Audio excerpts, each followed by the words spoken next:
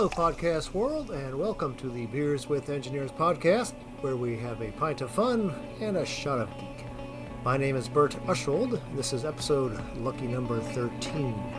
Today my guest is Cherie Duddridge, and you guessed it, I have finally been able to get a woman engineer on as a guest. Since she's from Texas, I thought I might say I was finally able to rope a female engineer, but that would be highly inappropriate. This episode is sponsored by my company, Dexterity Engineering. Today I'm going to give you a very good reason to go to my website, dexterityeng.com. If you click the Alt Code card link at the top of the page, that will take you to something that is very useful. Alt codes are a way to enter symbols very easily when you are typing, such as diameter or the degree symbol. On the page, you will see a picture of two cards that have the codes for symbols that engineers are likely to use, including Greek letters. You can grab a screenshot for yourself, or order some custom ones for your company. Mention this podcast when you order and save 20%. Yippee! Alright, back to Cherie and the podcast. Apologies for the production quality being a bit rough. There were some sound issues, and we had to do the interview twice, and what you're about to listen to is a mix of the two. It turned out okay, but a sound editing job is not in my future. We can say that with great confidence. Cherie and I talk about her career in the oil industry, her son who has autism, her favorite movie, The Princess Bride, retirement, and other stuff. One quick correction. Early on we mentioned a mutual friend, Molly, and contrary to what I said, she is not my goddaughter. Molly's daughter is my goddaughter. So with that said, on to the interview. Good day, everyone. I'd like to introduce you to my guest today, Cherie Duddridge. How are you doing today, Cherie? I'm great. How are you? I'm doing just fine. I first met Cherie, it was over 30 years ago. And how we know each other... Sorry. 30. How we know each other is actually is simple in reality, but surprisingly complex to describe. Because it requires a long series of possessive nouns that you have no idea what anyone's talking about when you're done. So, here's what I came up with. Cherie's college roommate was Molly. My roommate as a co-op in college was Doug. Doug and Molly are married. I think that's pretty clear. Yeah. So, at this point in our lives, we see each other at weddings, graduations, that sort of thing. Yeah. But you're a godfather. I am also her godfather. Yep. And I like to say her godmother. I like to call her my godwife. She was supposed to be at the wedding we were at last November, but COVID kept them away. But was that COVID? Oh, I think so. Yeah. So that's right. All right. So back to my introduction. You're messing me up here, Cherie. All right. So I'm going to take this introduction in a slightly different direction than normal. And for the regular listeners, you may have noticed that Cherie is my first female guest. So in my defense, I have asked many different women to be my guest, but I'm kind of feeling like I'm back in high school again. They don't return my calls. Or, in the modern times, they don't recall my emails or LinkedIn messages. And the ones that do respond to me are the ones that know me the least instead of the ones that know me the most. So I'm in a very delicate emotional state right here. So the first question I've got for Cherie, is this in fact actually a pity interview that Molly forced you into somehow? And Molly doesn't even know. I was actually going to text her yesterday and say, guess what's happening? All right, good. So on my own, I've got I don't know, I'm not sure I can call this a date, but I have my first female podcast guest. Hip, hip, hooray. All right, so at that, so that's a different first question. That was my pre-question, question 0. Question 1 is, are you having a beer at the moment? And if not, what beer would you like to be having? Well, I am not having a beer because it's 1 p.m, and when you get to a certain age, that's just too early. Fair enough. If I were having a beer, I would not have a beer because I am now unfortunately gluten-free. Oh, and all right. Gluten-free beers taste like cat piss. Okay. But if I could drink beer, I am a huge fan of a local Texas beer called Shiner Bock. I've heard of Shiner Bock. It's made its small way town in outside Texas of Texas called Shiner. Mm-hmm. Okay. All right, very good. And I guess I thought you might say no, but as I know you're getting on a plane in a couple hours, maybe you're planning to quaff a few while you're on the plane, but whatever. All right, so the next step of this little procedure is, do you have an engineering joke to share for us? I do. In fact, it was on funny then. that you said that, because when I tell people my engineering jokes, it's generally not very popular. So this is very exciting for me. All right, let's hear it. Let's hear it. There are three engineers, and they're having a discussion about what kind of engineer God is, because only someone that was an engineer could have made the human body. And the first one said, God's a mechanical engineer. Like, if you look at your joints, they're really good. They're better than the best joint you can design for a robot. And then the second one says, no, God is clearly an electrical engineer. The brain is an amazing computing power, and the nerves, the way it sends information to your body, that's definitely an electrical engineer. And the third one says, no, God is a civil engineer, because only a civil engineer would put a wastewater treatment system next to a playground. I do like one. That's a good one. And because I'm a civil, I can say it. If you're not a civil, you might be offensive. But I can say it. That's right. All right. I'm not offended. You do know the other civil engineering joke, which is mechanical engineers build weapons and civil engineers build targets. Targets, right. And, I was also in the Army, so I do know that one. Okay, that I did not recall, but I do know that you spent a good number of years in the petroleum industry, and those are targets that are kind of high on the list when you get to that targeting thing. All right, so enough of that stuff. Let's kind of why you're an engineer, a little bit of background, how you became an engineer, anything interesting about that, or? Well, I went into engineering because I took a test in high school and I had no idea what I wanted to do. So I took one of those tests in high school, and they said, you'd be a great electrical engineer. So I tried to apply to electrical engineering, got accepted in 0 programs, but I got accepted in general engineering. In hindsight, it's the best thing ever.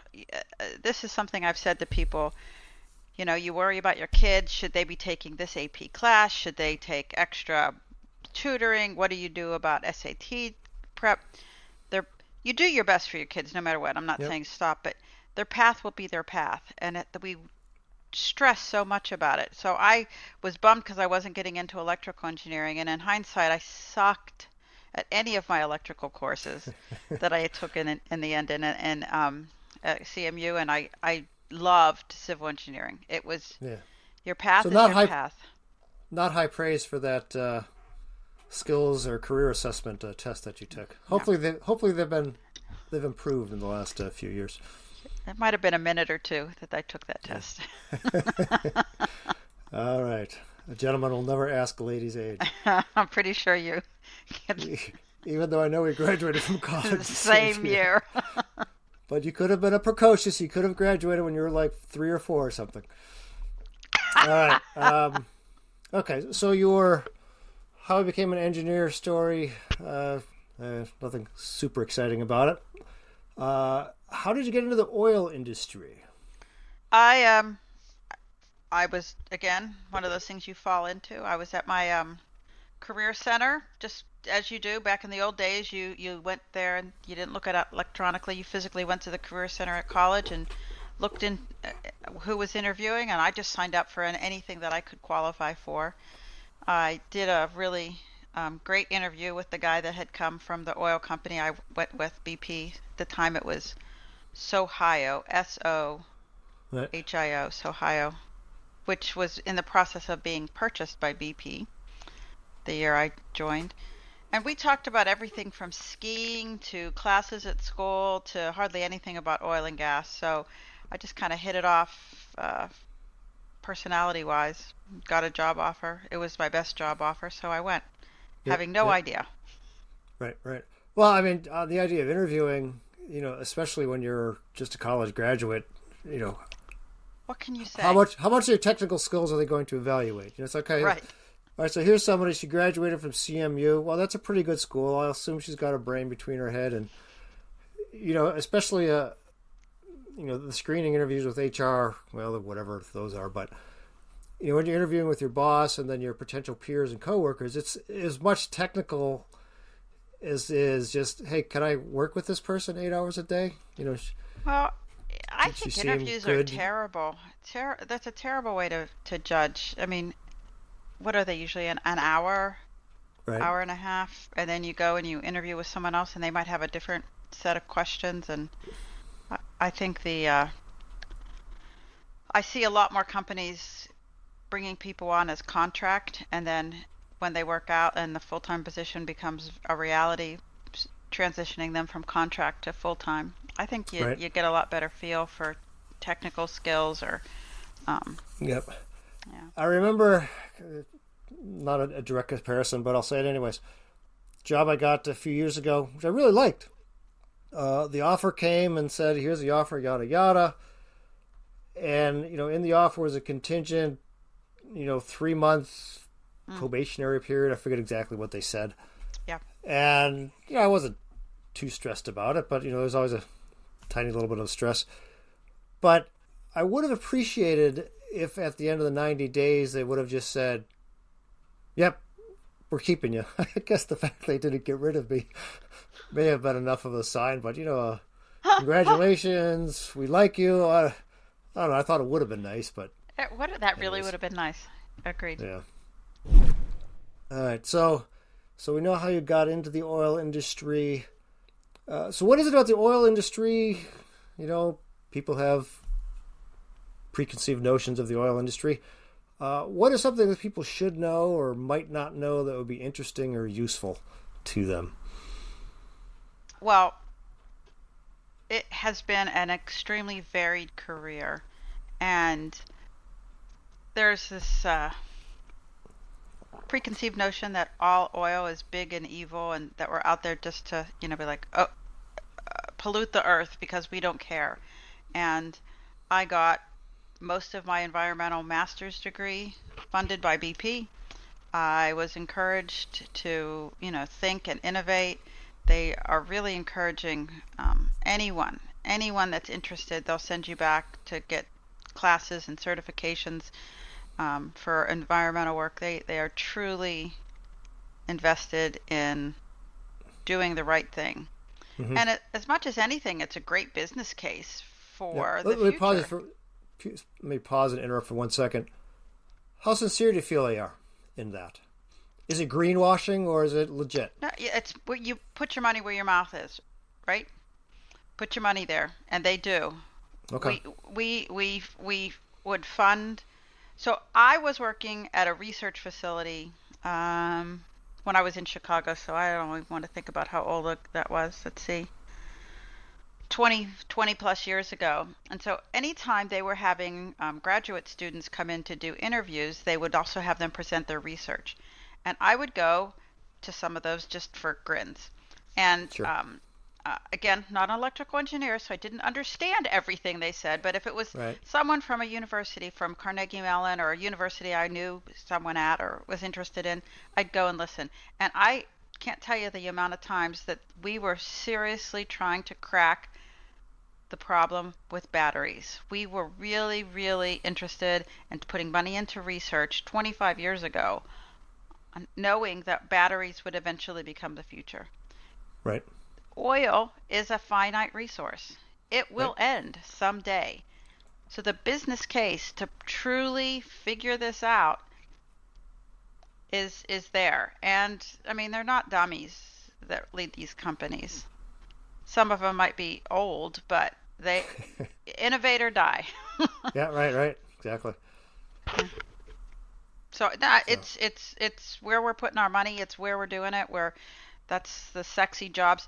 And I would help a little bit with interviewing, especially the part when they would come on campuses, our buildings, and meet with prospective folks. We really, really want folks that are interested in, like your nephew, that says, I want someone that has, a lot of green in them, that is progressive.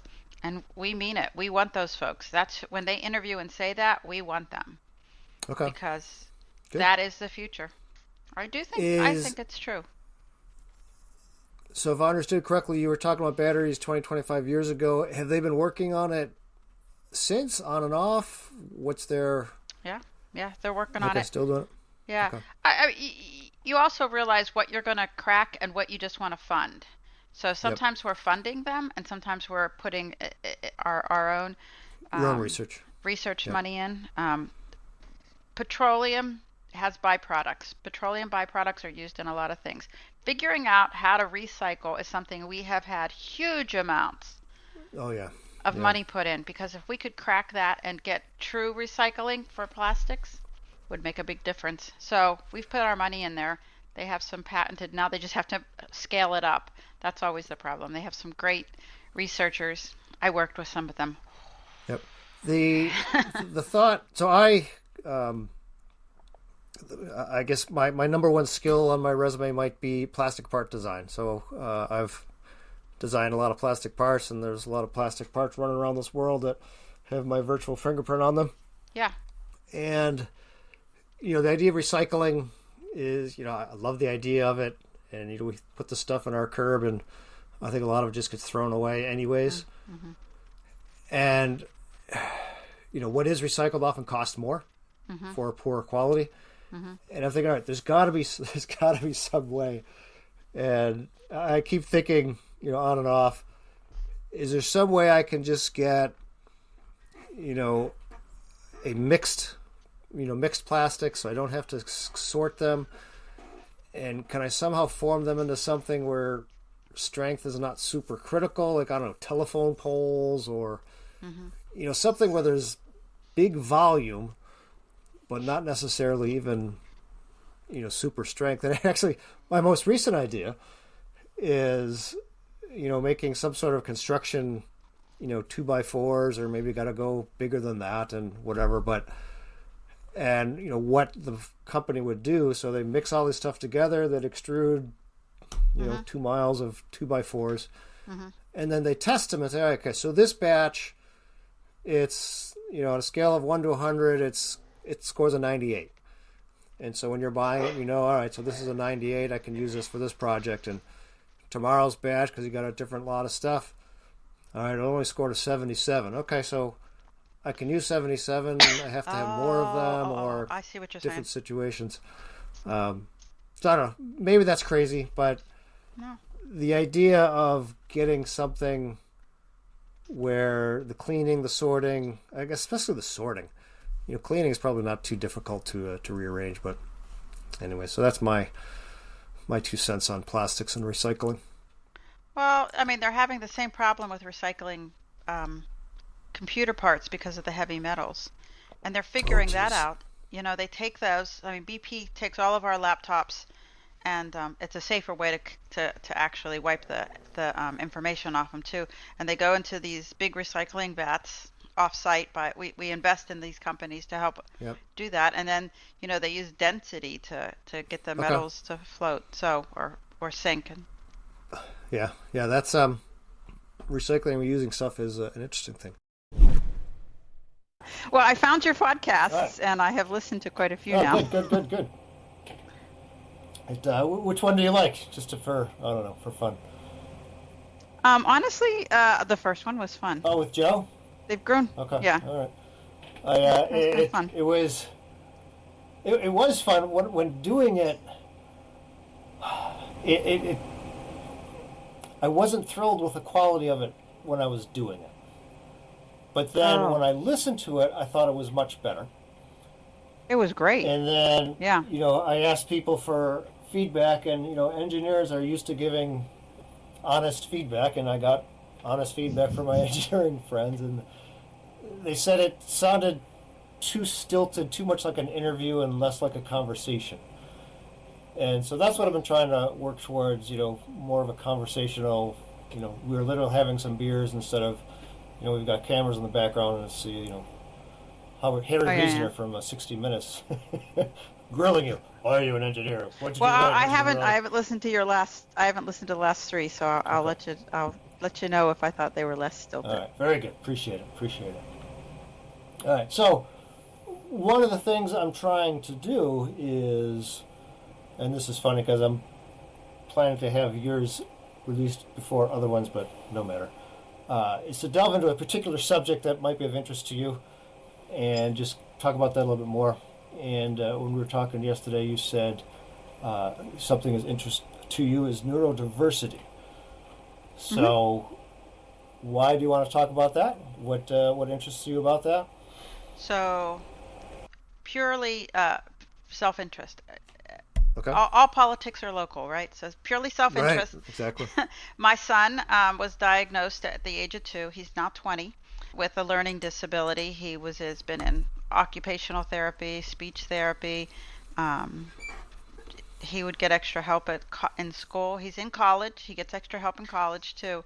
But what is neurodiversity to me is the fact that I have a son who I know has a lot to add to the world. And does he think like everyone else? No. He has autism Mm-hmm. and he has a lot of sensory issues. So things that we think of as fun, and as I've watched him, grow to a young man, things that you take for granted, everybody likes this. That not everyone likes it. But he Right. brings Right. so much to the table. I think that if we can find ways to make sure that we accept people for who they are, where they are. Mm-hmm. Not everyone loves going out and listen to loud music. So if you had a birthday party for a kid and you get the pizza and you have the music and the clowns or whatever, he hated it. He Mm. used to hide under the table. We would go to this restaurant called Red Robin. My older son loved it. Okay. I think My I've been to a dogs. Red Robin somewhere. I love Red Robin myself. Sandwiches, right? Sandwiches. Burgers. They had burgers Okay. and lots. Never bottomless fries. When you have kids, Oh, bottomless fries there are you go. good. And he hated the big clown bird that used to come by and would Mm-hmm. hide under the table. I'd have to beg the waitress, please don't let that bird get near my table. Yeah. Yeah. He was loud and he was scary, and he to this day he thinks he's not doing well at college because not because he isn't going to class and learning and taking his tests and really getting what he can, because he's not going to parties. And I'm like, that's not the value of college. But Right. he Yeah. he That's. doesn't have those social interaction skills. He can't Mm-hmm. read human faces. So he doesn't know when you're bored or done with a topic. He Right. doesn't Right. get those nonverbal social cues. And so we spent years in helping him get coaching. Hold on. Hey, my dogs. Little little break to take care of the dogs. Yes. This podcast was brought to you by Alpo. They still make Alpo? I have no idea. I don't. Just gave him a little zap. Does that remote control work with it? Oh, that was a zapper. Oh. No, it emits a very, very high pitched sound that we can't hear, but the dogs hate. Okay. Okay. I'm told it doesn't hurt, but I just know one of those, and they're usually stop whatever they're doing. All right. Yeah, and so I also know from working, as I said, at the research center, those folks interact differently. I appreciate all that they were able to bring to the table. They thought in different ways. They were able to. They are often very creative when it comes to new solutions because they look at things differently, and that's what we need to solve some of the biggest problems in this world, right? Right. Exactly. So backing up a little bit, we started talking about neurodiversity. You mentioned the reason your son has autism. Are those synonyms for each other? Is autism a subset of neurodiversity? Yep. So neurodiversity it's like they use the word bell curve actually when they're talking about it. So you have, this is what normal is. What the hell is normal? Normal is just what more of us Most do. common. Most common, the highest commonality. But there's folks on the fringe, anything from ADHD. There's a huge variability in autism. There's a bunch of syndromes out there that you probably didn't know, I didn't know. They're constantly figuring out. So actually dyslexia they consider part of neurodiversity. Okay. Yeah. So you did what I do to my wife, and it annoys her greatly, is I ask an either or question, and she asks an either or question, I'll answer yes. So I asked you an either or question, and you answered yes. So neurodiversity and autism are synonyms? No. So autism is a part of neurodiversity? Yeah, it's a subset. Got it. All right. Yeah. Very good. Thank you for clarifying that. In the Venn diagrams. They Yep. Yeah, no, the you know, the idea of everyone's different, everyone's something to contribute. There's a thought I've had for a long time, and I finally recently came up with a pretty succinct way to communicate it, is whatever you think and believe, you're neither unique nor universal. It's not, you're not alone, nor is everyone like you. Now, maybe most people, maybe few people, but the chance of you being perfectly unique or completely universal, I think a better chance of being unique than universal, I think. Yeah. Just applies to that. So what are some of the things your son is doing in school? So because of my son's challenges, I know that I have been really lucky, blessed, whatever you want to call it. I worked for a great company that had really good support for me, both for physical and the type of interventions that he could get early in his life. And I credit that, and great schools. So he's at college.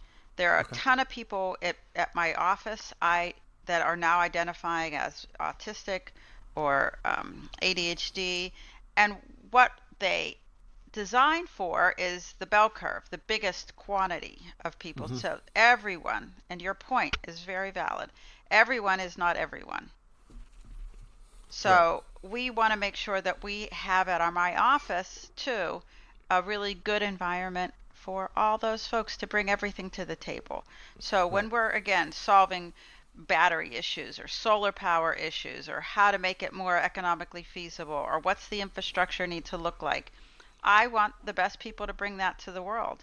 And so just because I like having music at lunch doesn't mean everyone wants to have music at lunch. So you want to have maybe an area that's fun for folks that want that. And I also want to have a quiet area where they can recharge. Mm-hmm. You want to make sure that interviewing, we started off talking about interviewing today.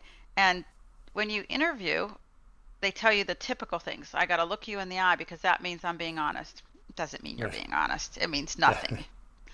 And so sometimes my son struggles with eye contact.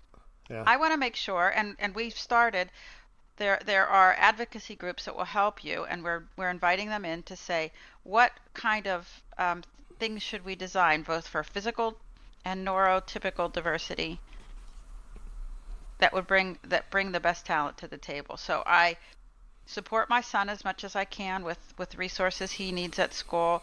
I help advocate for him. I help try to give him skills to advocate for himself when he needs an accommodation, such as he takes tests in a small environment because he finds it very difficult in a big group. Right. I advocate at my office.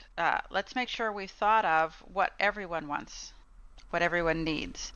Right. And so not everyone can be in a cube farm and be on those conference calls all day. Right. I also volunteer for a group here in our community called the ARC and it's the name of my town, Katy. I live in Katy, Texas.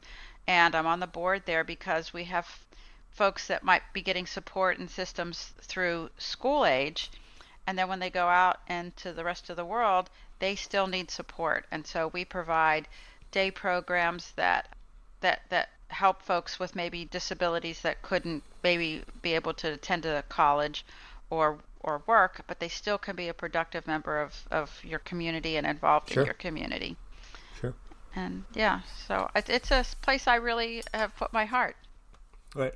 Well, and I guess two thoughts. We talked about, there's tough problems to solve, and very often tough problems are solved by just looking at them in a different way. Mm-hmm. And, tap into at brainstormings and stuff like that, it's often recommended to bring somebody in who's not an expert in that area. Right. Because they don't have any preconceived notions. Yeah. They'll ask some dumb questions, but it's like, hey, wait a minute, that dumb question's actually a really good question. It challenges you. Does it happen all the time? No, but it actually challenges you. And so if you're the non-expert in our meeting and you ask a question, I've got to explain it to you in a way that you can understand. I mean, you're not an idiot. You're just not. This is not your field. And so that's forcing me to think about it in a very basic elemental level. And, might not be that, you'll make a direct contribution, but just the fact that I have thought about it in a different and very elementary way may help me to see, oh, wait a minute, I never thought about it that way before, Well, and sometimes you get a bunch of experts in the room, and then you say, well, naturally, we all know that won't work. And you have someone ask that question, well, why won't it work? You know what? I've worked in this area, and we made something similar or parallel work because we did it this way. And then you start to get your mind broadened. There was a LinkedIn post I saw not long ago, and I actually reposted it. And, in a nutshell, the advice to managers was, don't come up to somebody, especially like 3 o'clock on a Friday, say, hey, you got a minute to talk? Because, especially 3 o'clock on a Friday, your mind can go. And, I've never been fired, got laid off once, generally considered, I think, a pretty solid engineer, but when my boss says that to me, I get a little anxious. Right. And, one of the replies in the comments was, some guy who was good at his job, and someone gave that, it's like an email from HR at 10 in the morning. Do you have time for a meeting today at 2 o'clock? And this guy said he literally got to the point where he vomited. Mm-hmm. And at 2 o'clock, they gave him a promotion. A new job and a promotion. It's like, and I thought that was just great advice. And I think not even professional, I think even personally. I mean, just even with my wife sometimes, I'll say, hey, you got a second to talk? And she'll like go, uh-oh, what is it? No, it's just, what are we going to do for vacation this year? Or did you take out the kids from school? Sometimes it is more serious. Right. But I thought that was great advice. Do you have a minute to talk about the project? Do you have a minute to talk about some new opportunities? And then I suppose if it ever gets to that point where it's, we need to talk, and you leave off that explainer, I know at least have a legitimate reason to go to the bathroom and vomit your guts out. Huh? Well, anyways, I wasn't expecting to go that direction, but so be it. Huh? No, but, I mean, that's a good point. So, as we introduced, you're my first female guest. You're also my first retired. So, engineer emeritus. So, you need to get your new business card that says engineer emeritus. I have just made the decision this week to consult. Oh, have you? Okay. So, you're... Yeah, so originally my retirement plans were to volunteer, be on some boards, to do some work. I'm already on a current board. I've done some board work in the past with some other not-for-profits at the local high school, done a lot of volunteering on parent boards for different organizations. So I think I can bring a lot to either startups or minority-owned businesses or not-for-profits too. Mm-hmm. Since then, I've been getting some phone calls from some of the stuff I was doing when I was working, and I've actually started my own little consulting. We're still setting up a website, and we have gotten to the point finally of an LLC. Got that officially registered. Good. And, do you have a company name? C and I. So the letter C, the ampersand I. Okay. Consulting. There's a meaning behind that? My name starts with a C, and my husband starts with an I. That works. No, okay. No deep meaning. Just because everything that was kind of cool is already taken. Right. So we want something simple.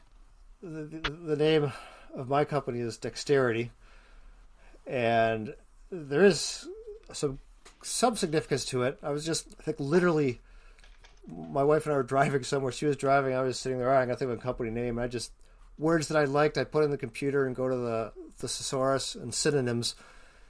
And somehow I landed on the word dexterity, which I think dexterity, a mental dexterity is a good characteristic for an engineer to have. But where the personal application is the road I grew up on was Dexter Terrace. Oh. So I like having the little... Brings me back home. Isn't that sweet? But the other thing you said getting interested in or working with startups. Any particular types, directions? Tell me more about that, please. So one of the things I'd like to bring to startups, and that I'm currently bringing, and I've brought in the past to other boards I've been on, is business process. So a lot of Okay. times a startup will have a great idea or a passion for a topic, and they might not have the business acumen. And I'd love to bring the things that I've learned just through living and through Mm-hmm. working that are hang-ups. So a previous board I was on when I was in Illinois, I said you really should have a purchasing document. And they're like, we don't have Okay. time for these big things, and I'm like, no, no, no. Just says if it's under $500, you don't need to go get two bids. If it's over $2,000, you need to get two bids. If it's I mean, just I don't Just care what the something. number is, but some Right. sort of guidelines because you're yelling at so and so because they bought a a doormat. It was $50. That should not be something we spend our time on. Exactly. If it's Exactly. $500, okay, go do some shopping. Let's just put some boundary conditions on there and then Yep. move on. And as long as you stay within those policies, and I think that, and I've seen it time and time again, people get hung up on the wrong things. They're not really thinking about them, about what the biggest impact is. So this we're talking about how they do motor vehicle checks for your driver's license at this Arc of Katy, and right now they have to fill out a form physically, mail it into the state, hope it comes back, hope there's no Mm. slow down at the state, and then we have to send it off to the insurance company to get them covered. Well, that takes a lot of time. We Yeah. found, and you still have to pay the state, and then you have all that extra time, and I have administrative time for the people that work there. We just Okay. found for in a package that has training for new hires, it has background checks, and it does these motor vehicle checks for a much cheaper price. Then all the documentation is on one screen on the computer. You know the quality. It's, I think we just estimated it's $500 a year more than the time we spend now. Yeah. So it sounds like you're looking for, I mean, not necessarily a technical or engineering related startup, maybe just kind of any general one in particular. Is that correct? I want something that's of interest to me. So, for example, we Okay. talked about neurodiversity. I would love to Sure. support that. That's part of Okay. the. I also, anything that's a passion project. Now that I'm retired, I want to do things that I believe in, not just what I've been told to believe in at the company.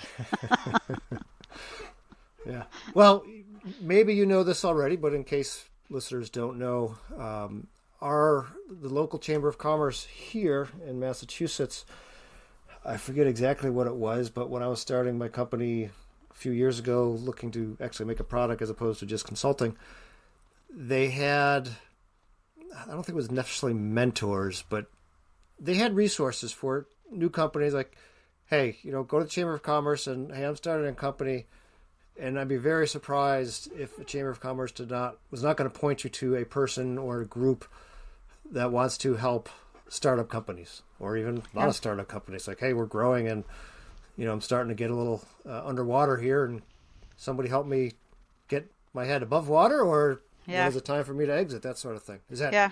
Is that one of the things you've been looking at? I haven't gone to the Chamber of Commerce for me Okay. to work for them. I've actually gone to the Chamber of Commerce here locally with some questions about what support they have for the board that I'm on, and so Okay. they are putting together a program with the local community college on boards, and they're calling Okay. it Board Boot Camp. And Board boot camp. That's cool. I'm excited to be a part of that as a receiver. And then I have been thinking though that maybe in a year or two I'll get a little more confidence and experience, and I can be one of the presenters. Mm-hmm. That's good. That's good. Yeah. All right. So we've talked about work. We've talked about retirement and not working, and then going back to work as consulting.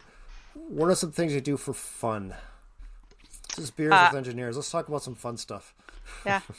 I love my dogs. I All right. have a ridiculous amount of photos. I was looking on my phone of dogs. Someone was on a picture of my son, like, well, what does your son look like now? He's couldn't find one. I have all these pictures of dogs. And that's one of the fun things I found about retirement is I get to walk the dogs, and so we set up little dog walking times. Oh, we're all going to leave at 7:30 and walk the dogs together. And That's fun. yeah, I've Speaking of photos, my kids are probably in like the first or second percentile of having their picture taken. We just don't do it that often. yeah, I mean, you know the drill. Like your first kid, you a picture every ton. single thing. The third kid is like, we'll get a graduation picture. Don't worry about it. It's so What true. happens before you graduate? Who cares? So, It's so anyways, true. Yeah. okay. And All I right. also I like yoga. I'm a big proponent of yoga, both for Oh, good. fitness and for just helping to de-stress. So I've been doing Have you been pretty doing that for a long consistent. time? I have been doing it for about 15 years, Okay. and but with work and travel, you sort of dip in and then you get busy and you might sort of lose focus. So since I've been retired, I've been pretty consistent at like 3 to 4 times a week, getting in some amount of yoga. No, is that something that, let's say you're traveling a lot, that you could do on your own in your hotel room? Hmm. Okay. Hmm. Just need the discipline to do so, I guess. That's true, but I have been taking Yeah. a lot of classes, and then I've just also been getting into the habit where I Google local yoga studios and just saying I don't care, I'll just show up Right, right. and meet Exactly. Just people. walk in. Yeah. Yeah, exactly. Good, good. Yeah, I have three boys in high school still, so retirement is many years away. Um, but yeah, I can very much imagine doing that. Is just retiring, and I mean, right now, work as an independent contractor, and so I'm just when people call me or I call them and ask for work, that's when I do work. And I can imagine my retirement will be I'll make fewer calls, but still keep answering the phone. And Yeah. retirement will be when I stop answering the phone. Well, my father-in-law, my husband's dad, was that's what happened. He never really officially retired. He just would take less gigs because he Right. consulted too. Okay. And then he'd say my husband's English, and so then my in-laws would come and spend 2 months here. So those were the 2 months he didn't take a gig. Yep. Yep. And then he'd go back and he'd say, yeah, we need to be back by the 16th. I'm gonna go work for so and so. Okay. Yeah. Done. And then just took longer breaks in between, and eventually he just said, I think I'm done taking gigs. All right. Yeah. Exactly. Okay. Stop answering the phone. The benefits of caller ID. All right. Well, I think we're getting close to wrap up time here. So I have so you listed a bunch of podcasts. You know what comes now. We have the grab bag questions. I'll find which screen that those questions are on. And so, question: I have 10 random questions. Some silly, some less silly. 1 to 10. What question do you want me to ask you? 6. Number 6. What is the worst movie you ever saw? Or what is an awful Um, movie? There's one friend of mine hates having to give worse, so I try to say, name a really bad movie. What's a bad movie you've seen? Reservoir Dogs. I can't stand these sort Reservoir of. Dog. I've never seen it, but I've heard lots of Oh, good I things walked about out it. of it. I've never walked out of a movie, but I also know now not that I don't like these really violent, gory Okay. violence movies. Yeah. I I, I can't. I think the first movie that comes to mind with that one is, I think it was called Forces of Nature. I want to say it was Sandra Bullock and maybe Ben Affleck, possibly. I'm not certain. But it was my wife and a friend of ours. We were watching, and halfway through, it was almost literally painful. I just wanted to leave so bad. I should have just left and waited out in the hallway. It would have been more enjoyable. And so I think we kind of did stay because our friend wanted to see the movie, and we walked out. She goes, "Well, that wasn't terrible." We stayed for a movie that wasn't terrible. Yes, it was. Yeah. Yeah, and Yeah. the cost of movies now, holy moly. Yeah, I really want to make sure that I'm Yeah. invested. Yeah. Well, my husband was there and there was another couple. They loved it. My husband loved it. Fortunately, it was one of these movie theaters attached to a mall. I went and got a drink. Okay. Okay. Yeah, I thought my recollection is that's generally a well liked movie. Maybe a little bit of a cult classic, maybe. Again, never seen it. I have no idea what it's about. But all right, so Oh, a lot of people. I can't watch gory movies. I won't even okay, watch, like the Freddy Krueger ones. Oh, yeah, I've never those even are a little different. attempted to go. So on the other, what's your favorite movie? Um, my favorite movie is Princess Bride. I love it. I quote that all the That's time. way that. Yes, that is very often quoted in our house. My wife has a T-shirt I got her for Valentine's, "As You Wish," is what Oh, it that's a says on nice there. that's a nice Valentine's present. Um, I have a mug that says, "I do not think that means that is what it means." yeah, you keep using that word. I do not think it means what you think it I means. also have a T-shirt that says, "My name is Inigo Montoya," with like a name tag that looks like my name Right, is, and then right. it just says Inigo Montoya. I heard, what's that actor's name? ROUSs? No, Inigo Montoya. Oh yeah. Oh yeah. Well, him. I heard that he was like in New York City, and some maybe literally mafia guys came up to him and said, "Hello, my name is Inigo," and he thought he was about to die. And I was like, It's "Oh, a we love great. your movie." We're like, "What the heck is his name?" Oh well. Well, we have again. I'm in Texas, and there's different wildlife here, and there's these nutrias are an invasive species from Louisiana that have moved to Texas, and I have a community I live in has these little man-made lakes, and more nutria have come to live there. Nutria are big rodents, Big and rodents. what I have started calling them is rats of unusual size from Princess Bride. And you can tell if they're a Princess Bride fan or not, because if you say You'll ROUS, immediately then know. You'll immediately know. and if they don't, they just stare at you completely. What does Right, that right. mean? It's All a right. great movie. Very good. Any last comments, thoughts, questions as we wrap up? No, this was really fun, Bert. I when we talked about this at the wedding, I'm like intrigued, and then you reached out to me, so I really enjoyed that. Yeah. No, it's a lot of fun. It's a lot of fun. I'm starting to get a tiny bit of traction, and maybe someday I'll make $10 or $20 a month doing this. So, all right. Yeah. Well, good, Cherie. This has been fun, and all right.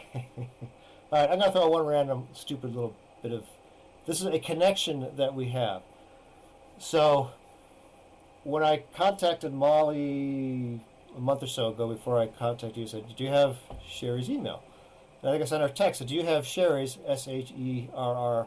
And I'm going, "Is it IE or Y?" And she replies, "Cherie, CHERRIE. Her phone number is such and such."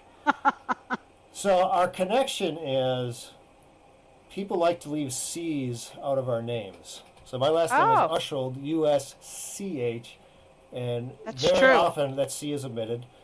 You probably get that C left out and replaced with an S. All the Probably time. more, probably quite all the time. Guilty as charged. But anyways, Yeah. so there you go. That was one last stupid story I wanted to throw in there. Well, Well, have a my good my time. husband, I always tell my husband, I said, I must have loved you because I took that last name with 4 D's in it. They're always dropping a couple of D's there. Yeah, yeah. Oh, well, my wife, her name is Deanne, and she does not like being called Deanna.